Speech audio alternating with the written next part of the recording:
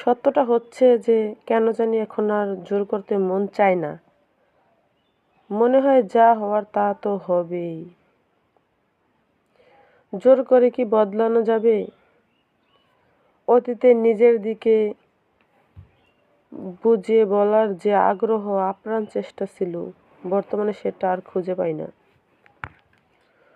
অতীতে যে বোঝানোর মতো সময়টুকু ছিল এখন আর সেই সময়টুকু নেই। কেউ অপবাদ দিলে মেনে নেই।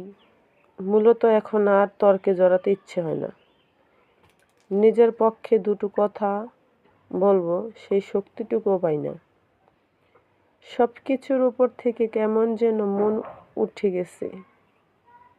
হারাতে হারাতে এতই হারিয়েছি যে এখন আর কোনো কিছু ধরে রাখার ইচ্ছা শক্তিটাই আর পাই না।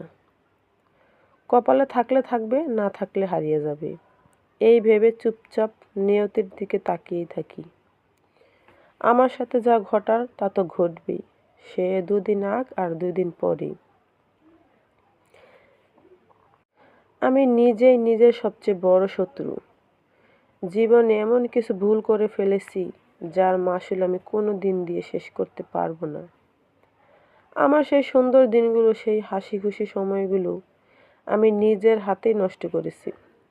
আজ পেছনে তাকালে শুধু আফসোস হয়, কিন্তু সেই সময়গুলো আর কখনোই ফিরে আসবে না।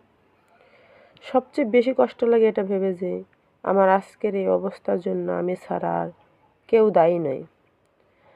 আমি আমার নিজের সাজানো গোছানো সব কিছু ভেঙে চুরমার করে দিয়েছি।